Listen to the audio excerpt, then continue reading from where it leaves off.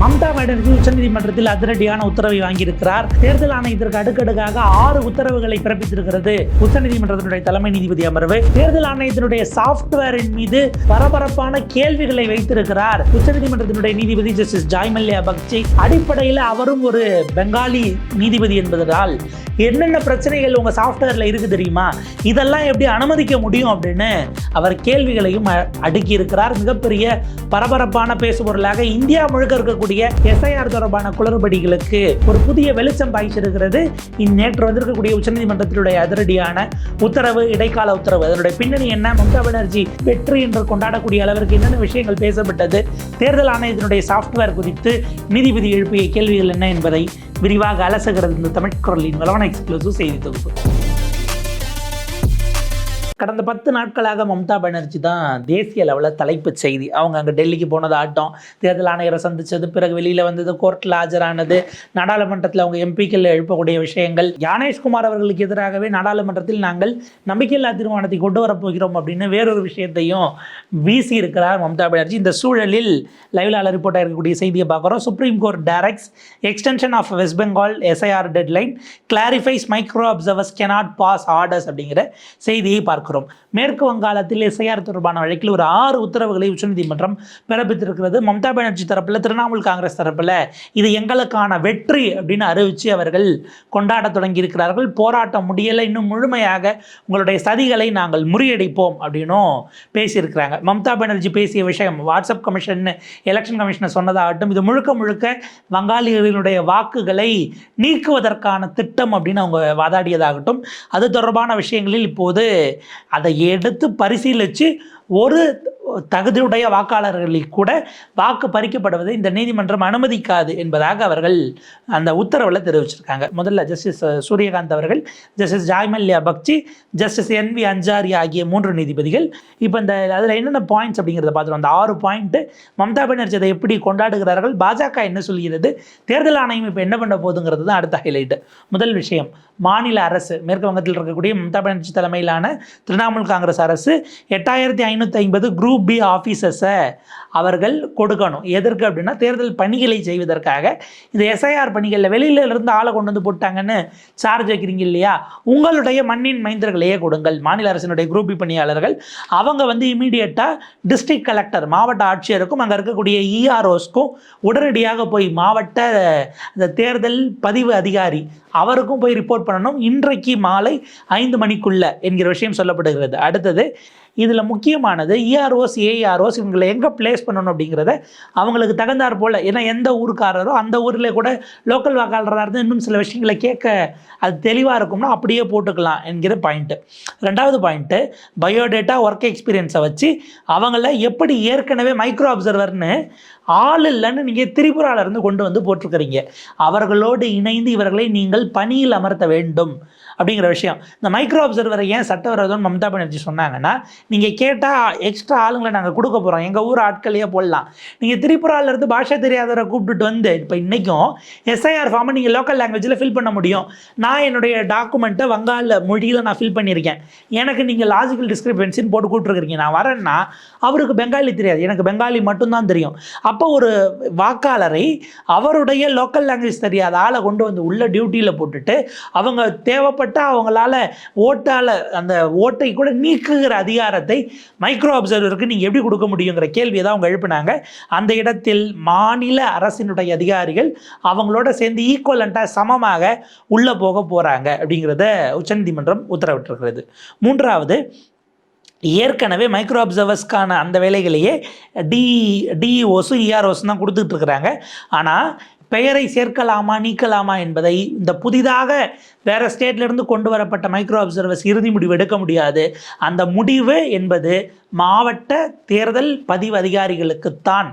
அந்த மாவட்டத்தை சேர்ந்தவர்கள் தான், அங்கே இருக்கக்கூடிய குரூப் பி ஆஃபீஸஸ்க்கு மேலே இருக்கக்கூடியவர்கள் தான் செய்ய முடியும். வெளியிலேருந்து வந்தவர்களுக்கு தேர்தல் ஆணையம் அவர்களாக வேறு ஸ்டேட்லேருந்து கொண்டு வந்து உள்ளே போட்டவங்களுக்கு அதிகாரம் சேர்ப்பதற்கோ நீக்குவதற்கோ உத்தரவிட எந்த அதிகாரமும் இல்லை அப்படின்னு கேட்டகரிகளாக அவங்களுடைய அதிகாரத்தை பறித்திருக்கிறார்கள். இல்லாத அதிகாரத்தை உச்சநீதிமன்றம் இப்போது கொடுக்கப்பட்டதை பறித்திருக்கிறதுன்னு நம்ம பார்க்கணும். 4வதாக, ஸ்க்ரூட்டினைசிங் த டாக்குமெண்ட்ஸ், வரக்கூடிய டாக்குமெண்ட் எடுக்கிறதுக்கு கூடுதல் நேரம் ஏற்படலாம் என்பதற்காக அடுத்து ஒரு 5 நாட்கள் நாங்கள் கூடுதலாக நேரம் கொடுக்கிறோம் அப்படிங்கிறத குறிப்பிட்றாங்க. ஏன்னா இப்போ புதுசாக இவங்க 5 பேர் நீங்கள் 8500 பேர் உள்ளே கொண்டு வரீங்க, அவங்களுக்கு ஒரு நாள் ட்ரைனிங் கொடுக்கணும், அல்லது ட்ரைனிங் இல்லாமல் உள்ளே சேர்க்குறீங்கன்னா ப்ராசஸ் இன்னும் எலாங்கேட் ஆகும். அப்போ திட்டமிட்டபடி இல்லாமல் சர்டிஃபிகேட் வெரிஃபிகேஷனுக்கே கொண்டு வரணுங்கிறாங்க. அடுத்ததாக சில டாக்குமெண்ட்ஸ் மைக்ரோ அப்சர்வருக்கு ஃபைனல் அத்தாரிட்டிங்கிறது கிடையாது அப்படிங்கிறத குறிப்பிட்றாங்க. அதே போல் 6வதாக டிஜிபி எங்களுக்கு பர்சனல் அஃபிடவிட் கொடுக்கணும். சில இடங்களில் வன்முறை நடந்திருக்கிறது, தேர்தல் ஆணைய அதிகாரிகள் பணி செய்ய விடாமல் நடந்திருக்கிறதெல்லாம் சொல்லப்படுது, என்ன நடந்தது, என்ன நடவடிக்கை எடுக்கப்பட்டது என்று டிஜிபி அவருடைய தனிப்பட்ட முறையில் இந்த நீதிமன்றத்தில் உடனடியாக அஃபிடவிட் பதிவு பண்ணணும் அப்படின்னு அவருக்கு ஒரு தேதி குறிப்பிட்டு ரிட்டன் நம்பர் என்ன டேட்டுக்குள்ளே அவர் அஃபிடவிட் போடணுங்கிற விஷயத்தையும் நீதிமன்றம் கேட்டிருக்கிறது. அவங்க குறிப்பிட்றாங்க, தேர்தல் ஆணையம் யார் யார் பெர்ஃபார்மன்ஸ்லேயே அவங்கள ரிமூவ் பண்ணிவிட்டு வேறு ஆட்களை போடலாம், அவங்கள கூப்பிட்டு ஹியரிங் பண்ணிக்கலாம் என்கிற விஷயத்தையும் சொல்லுகிறார்கள். இதில் வெஸ்ட் பெங்கால் சார்பில், மாநில அரசின் சார்பில் மூத்த வழக்கறிஞர் டாக்டர் அபிஷேக் மனு சிங்வி அவர் ஆஜராகிறார். தேர்தல் ஆணையத்தின் சார்பில் மூத்த வழக்கறிஞர் தம்ம சேஷாத்ரி நாயுடு அவர்கள் ஆஜராகிறார். இதே போல் மம்தா பானர்ஜிக்காக மூத்த வழக்கறிஞர் ஷியாம் திவான் ஆஜராகி பல விஷயங்களை வைக்கிறாரு. எம்பி ஆகவும் மம்தா கட்சியினுடைய எம்பியும் மூத்த வழக்கறிஞருமாக இருக்கக்கூடிய கல்யாண் பானர்ஜியும் ஆஜராகி நிறைய அப்ஜெக்ஷன்ஸை இது ரொம்ப முக்கியமானது. நேற்றைக்கு நீதிமன்றத்தில் மம்தா தரப்பில் எடுத்த மற்றும் ஒரு முக்கியமான விஷயம், சம்பந்தம் இல்லாதவங்கெல்லாம் பெயர் நிற்கிறாங்க. இப்போ என் வீட்டில் யாரோ ஒருவர் இருக்கிறவர் அவருடைய வாக்கு நீக்கப்பட வேண்டும், உயிரிழக்கிறாரோ ஏதோ ஒரு காரணம், இல்லை இடம் பெயர்ந்துட்டார் அப்படின்னா வீட்டை சேர்ந்தவங்க இல்லை அவருடைய உறவுக்காரர்கள் நாம் போய் பதிவு பண்ணலாம். ஆனால் யாரோ போய் இந்த வீட்டில் அங்கே ஒரு ஏறத்தாழ ஒரு 50 குடும்பத்தில் சேர்த்து அவங்கெல்லாம் பார்த்திங்கன்னா முஸ்லீம்களாக இருக்கிறார்கள், அவங்க அத்தனை பேரையும் குடும்பத்தில் இருக்கிறவங்கெல்லாம் நீக்கணும்னு அந்த ஊருக்கு, அந்த வார்டுக்கு, அந்த மாவட்டத்துக்கே சம்மந்தம் இல்லாத யாரோ ஒருவர் போய் ஃபைல் பண்ணுறாரு. இப்படி கொத்தா அப்ஜெக்ஷன்ஸ் வந்துகிட்டு இருக்கிறது. இதெல்லாம் பெரிய சிக்கலாக நம்ம பார்க்க வேண்டியிருக்கு அப்படின்னு மூத்த வழக்கறிஞர் கல்யாண் பானர்ஜி அவர்கள் ஒரு விஷயத்தை முன்வைக்கிறார். இப்போ அடுத்தடுத்த விஷயங்கள் அங்கே என்ன பண்ணுறாங்க, அதே போல் பார்த்திங்கன்னா அலிகேஷன்ஸ் பல்லதை வைக்கும்போது தேர்தல் இதில் மத்திய அரசின் சார்பில் துஷார் மேத்தா அவர்கள் உள்ளே போகிறாரு. அவர் என்ன பண்ணுறாரு, தேர்தல் ஆணையத்தினுடைய அஃபிடவிட்டில் பல அதிர்ச்சிக்குரிய விஷயங்கள் இருக்குது. என்னது, இந்த மம்தா பானர்ஜி தூண்டி விட்டாங்கன்னு ஒரு கேஸ் வந்தது இல்லையா, மம்தா பானர்ஜி அவர்கள் பேசியதற்கு பிறகு ப்ரெஸ் மீட் வச்ச பிறகு தான் எங்களுக்கெல்லாம் பாதுகாப்பு இல்லைன்னு அந்த வெளியூர்லேருந்து போட்ட மைக்ரோ அப்சர்வர்ஸ் பயந்துக்கிட்டு உயிருக்கு அச்சுறுத்தலாக இருக்குது அப்படின்னு கேட்டாங்க. நீங்கள் உடனடியாக அதில் நடவடிக்கை எடுக்கணும்னு போட்டது ரொம்ப அதிர்ச்சியாக இருக்குது. நீங்கள் நீதிபதிகள் உடனடியாக நடவடிக்கை எடுக்கணும்னு மத்திய அரசின் சார்பில் துஷார் மேத்தா ஆஜராகிறார். அவர் வச்ச ரெக்வஸ்ட்டை இமீடியட்டாக இந்த பக்கம் மூத்த வழக்கறிஞர் மேனகா குருசுவாமி அதை ஏற்றுக்கக்கூடாது அப்படின்னு அந்த அலிகேஷன்ஸை மறுக்கிறாங்க. மம்தா பானர்ஜி தூண்டி விடலை, நீங்கள் அப்படிலாம் பேசிட முடியாது, சீஃப் மினிஸ்டர் உள்ள விஷயங்களை தான் அம்பலப்படுத்தியிருக்கிறாங்க, கோர்ட்டுக்குமே அவங்க பேசிட்டாங்கல்ல, அப்புறம் என்ன அப்படின்ட்டு அந்த இடத்துல 2 பேருக்குமான ஒரு ஃப்ரிக்ஷனாக அது நீதிமன்றத்திலேயே மாறி இருக்கிறது. இப்போ இதில் எல்லாத்த விடவும் மிக முக்கியமான ஹைலைட்டு தேர்தல் ஆணையத்தினுடைய சாஃப்ட்வேர் குறித்து ஏற்கனவே திரிணாமுல் காங்கிரஸ் கட்சியினர் அதை எழுப்பியிருக்கிறாங்க. பல எதிர்கட்சிகள் அது தொடர்பான கேள்விகளை வைத்திருந்த போதும் கூட நீதிமன்றத்தில் இப்போது நீதிபதி ஒருவரே இதே வழக்கு விசாரணையின் போது தன்னுடைய அதிருப்தியை வெளிப்படுத்தி சில கேள்விகளையும் எழுப்பியிருக்கிறார். இதில் நம்ம ஏன் திரும்ப திரும்ப பிரதிநிதித்துவம் அப்படின்னு ஒரு விஷயத்தை சொல்லிகிட்டு இருப்போம், ரெப்ரசன்டேஷன் மேட்டர்ஸ்னு. எதற்காக என்றால், சம்பந்தப்பட்ட ஒருவர் அந்த இடத்துல இருக்கும்போது அவருடைய லிவ்டு எக்ஸ்பீரியன்ஸஸை வச்சு அவருடைய வாழ்க்கையினுடைய அனுபவங்களையும் சேர்த்து ஒரு பார்வையை கொடுக்க முடியும் என்பதற்காகத்தான். இந்த நீதிபதி கேட்டிருக்காரு இல்லையா, வெஸ்ட் பெங்காலில் இப்படி பேரை பார்த்திங்கன்னா மம்தா பானர்ஜி அதை ரொம்ப ஷார்ப்பாக எழுப்பினாங்க. என்னுடைய பேர் மம்தா பானர்ஜி, அது நான் இங்கிலீஷில் எழுதும்போது நான் பெங்காலியில் எழுதுனா மம்தா பந்தோ பாத்தியாயா அப்படின்னு எழுதுவேன். நீங்கள் ராஜாராம் மோகன் ராயை பெங்காலியில் எழுதும்போது ரேன்னு எழுதுவோம். இதே போல் பல சிக்கல்கள் அவங்க பேசினாங்க. இது சூரியகாந்த் அவர்களுக்கு புரிஞ்சுதா அல்லது இந்த பக்கம் சஞ்சாரி அவர்களுக்கு புரிஞ்சுதாங்கிறத தாண்டி யாருக்கு ரொம்ப நல்லா புரிஞ்சுது அப்படின்னா ஜஸ்டிஸ் ஜாய் மல்யா பக்சி. ஏனென்றால் அவர் அடிப்படையில் கொல்கத்தாவை சேர்ந்தவர், கொல்கத்தா பெங்காலி மண்ணினுடைய மைந்தர். கல்கட்டா ஹைகோர்ட்டில் இருந்து தான் அவர் அங்கே லா ப்ராக்டிஸ் பண்ணி கல்கட்டா யூனிவர்சிட்டியில் லா படிச்சுட்டு அங்கேயே ப்ராக்டிஸ் பண்ணி நீதிபதி ஆகி பிறகு ஆந்திராவுக்கு ட்ரான்ஸ்ஃபர் ஆகி மறுபடியும் கல்கட்டா போய் உச்சநீதிமன்றத்துக்கு வந்திருக்கிறார். அவர் சொல்லுகிறார், இந்த சிக்கல்களை நல்லா புரிஞ்சுக்க முடியுது, உங்களுடைய சாஃப்ட்வேர் என்ன பண்ணுதுன்னா மிடில் நேம் மிஸ்மேட்ச் அப்படின்னு பல நேரங்களில் ரிஜெக்ட் பண்ணுது. எங்களை பொறுத்த வரைக்கும் இப்போ மம்தா பானர்ஜிங்கிறது 2 பேர் தான், மிடில் நேம் யூஸ் பண்ணுற பழக்கம்ங்கிறது நார்த்தில் உண்டு. குமார் அப்படிங்கிற மிடில் நம்ம ரொம்ப காமனாக நாங்கள் பல நேரங்களில் யூஸ் பண்ணுவோம். அது பெயரில் சேர்த்து எழுதும்போது நடு பெயராக அதை சேர்த்து எழுதுவோம். மூன்றாவதாகத்தான் அவங்களுடைய சாதி பெயர் அல்லது குடும்ப பெயர் அங்கே வரும். நடுவில்ங்கிறத யூஸ் பண்ணுவோம். நீங்கள் என்ன சொல்கிறீங்க, பின்னாடி அதை சேர்த்துக்கிட்டோங்கிறதுக்காக போன எஸ்ஐஆரில் நீங்கள் காட்டல அல்லது அந்த பெயர் டாக்குமெண்ட்டில் மேட்ச் ஆகலன்னு சொல்கிறீங்க. அது முன்ன பின்ன ரொம்ப கேஷுவலாக யூஸ் பண்ணக்கூடிய பெயர். அது பெங்காலிகள் அதை செய்வாங்க. இதை ஒரு காரணமாக காட்டி நிற்கிறதுங்கிறத ஏற்றுக்க முடியாது. உங்களுடைய டூல் நீங்கள் சாஃப்ட்வேர்ங்கிறது பல நெருக்கடிகளை வாக்காளர்களுக்கு கொடுக்கிறது. அவர் சொல்கிறாரு, எலிமினேட்டிங் நேச்சுரல் டிஃப்ரென்சஸ், இயல்பாக இருக்கக்கூடிய விஷயங்கள். சர்நேம் ராய் ரேயை தூக்கி வெளியில் போடுது, குமாரை நாங்கள் பெங்காலி ஹவுஸ் ஹோல்டில் யூஸ் பண்ணுவோம், அதை ஒமிட் பண்ணுது. இதெல்லாம் லாஜிக்கல் டிஸ்கிரிபன்சிஸ் நீங்கள் கொண்டு போய் சாஃப்ட்வேரை வச்சு கொடுக்குறீங்க. சாஃப்ட்வேர் பாருங்கள், அதாவது தாத்தாவுக்கும் உங்களுக்கும் 50 வயசு தான் டிஃப்ரென்ஸ் இருக்குது அப்படின்னு சாஃப்ட்வேரில் நீங்கள் சந்தேகம்னு அனுப்புகிறீங்க.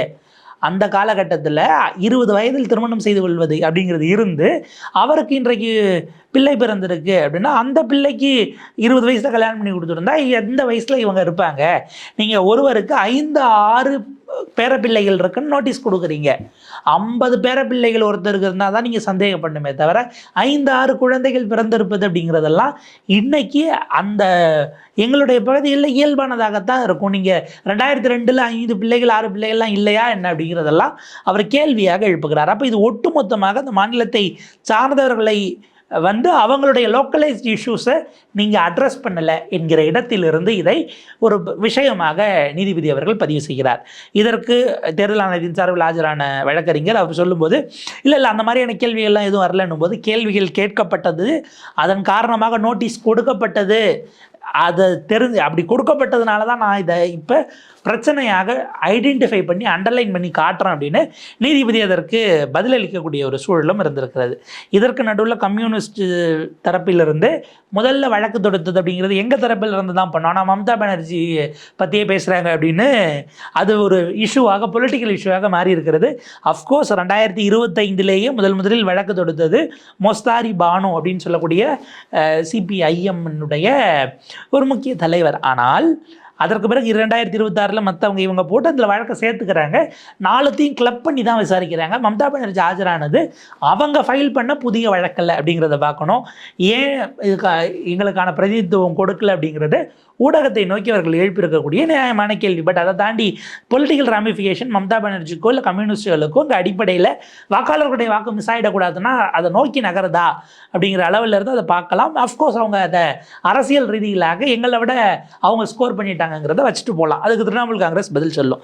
இப்போ மம்தா பானர்ஜியினுடைய இந்த 3 விஷயங்கள். முதல் விஷயம், கொடுக்கப்பட்ட டாக்குமெண்ட்ஸை கம்பீட்டன்ட் அத்தாரிட்டி கொடுத்த டாக்குமெண்ட்ஸை நீங்கள் ஏற்றுக்கணும் அப்படிங்கிறதையும் அவங்க அதை தங்களுடைய வெற்றியாக கிளைம் பண்ணுறாங்க. ஆல் இந்தியா திரிணாமுல் காங்கிரஸினுடைய ட்வீட்டை பார்க்குறோம்.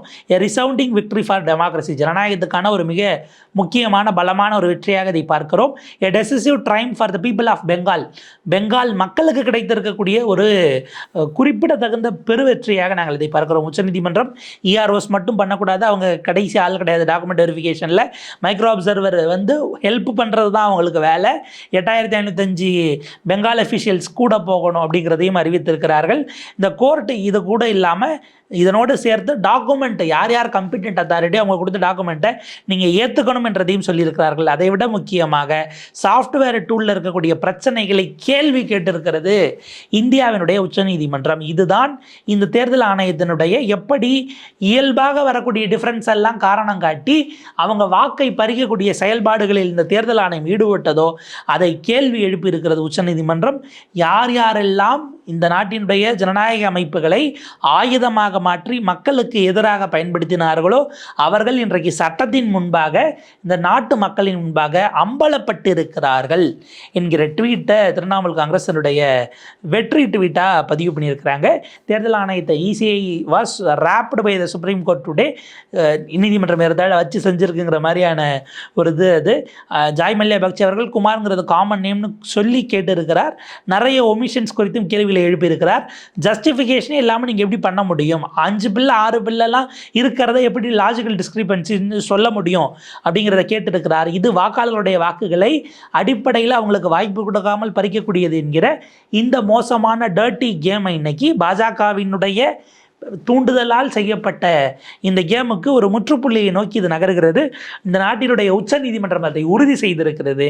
நாங்கள் இதை வரவேற்கிறோம் என்பதாக ஒரு ட்வீட்டையும் பதிவிட்டிருக்கிறாங்க. அதே போல் கூடுதலாக தங்களுக்கு தாங்கள் சொல்லக்கூடியதை அப்படியே செய்யக்கூடியவர்களை கொண்டு வந்து தேர்தல் ஆணையம் நினைத்ததை போலலாம் இங்கே கொண்டு வந்து மைக்ரோ அப்சர்வர்னு இறக்குறாங்க. அதற்கும் இன்றைக்கு உச்சநீதிமன்றம் மிகப்பெரிய அடி கொடுத்திருக்கிறது என்று மற்றும் ஒரு ட்வீட்டையும் போட்டு, பியூர்லி அசிஸ்டிவ் ரோல் தான் உங்களுக்கானது, பெங்காலி ஆஃபீஸர்ஸும் உள்ளே இருக்கணும், மண்ணினுடைய மைந்தர்கள் தான் அதை முடிவு பண்ணுவாங்க என்பதாகவும் அதை பதிவு செய்திருக்கிறார்கள். ஸோ இப்படியாக இந்த விஷயங்கள் அப்படிங்கிறது கனிந்து வந்திருக்கிறது. இன்னமும் 5 நாட்கள் அப்படின்னாலும் கூட அது அந்த தேதி பத்தாது அப்படின்னு அங்கே இருக்கக்கூடிய மாநில தேர்தல் அதிகாரி கடிதம் எழுதியிருக்கிறார் தலைமை தேர்தல் அதிகாரி ஞானேஷ்குமார் அவர்களுக்கு. அது ஒரு பக்கம் போயிட்டுருக்கிறது. குறைஞ்சபட்சம் February 21 28 வரைக்கும் நாள் எடுக்கலாம் எலக்டோரல் ரோலை போட அப்படிங்கிற விஷயங்களையும் வைத்திருக்கிறார்கள். இது அடுத்தடுத்த கட்டத்துக்கு எப்படி நகர்கிறது, என்ன மாதிரியான விஷயங்கள், இப்போ இதுக்குள்ளே மம்தா பானர்ஜி இருக்கக்கூடிய அத்தனை தொகுதிகளுக்கும் கூடுதலான ஆட்களை கட்சியின் சார்பில் அனுப்பி இந்த ஃபார்ம் எல்லாம் ஃபில் பண்ணி யார் யாரெல்லாம் லாஜிக்கல் டிஸ்கிரிபன்சிஸ் கூப்பிட்டாங்களோ அவங்களுக்கு ஹெல்ப் பண்ணுங்க, சாஃப்ட்வேரில் கிராஸ் செக் பண்ணுங்க அப்படின்னு அவங்க மற்றும் ஒரு வார் ரூமில் ஆட்களை ஏற்றி உள்ள அனுப்பியிருக்கிறாங்க. ஒரு துரித கதியில் செயல்பட்டு இருக்கிறார் மம்தா பானர்ஜி. இது எந்த அளவுக்கு காப்பாற்ற முடிகிறது, இயல்பில் அந்த இறுதி வாக்காளர் பட்டியல் எப்படி போகிறது என்கிற பல கேள்விகள் இருக்கிறது. அது எப்படி இவால்வ் ஆகுதுங்கிறத பொறுத்து நம்ம மேற்கொண்டு வேறொரு காணொலியில் விரிவாக பேசலாம்.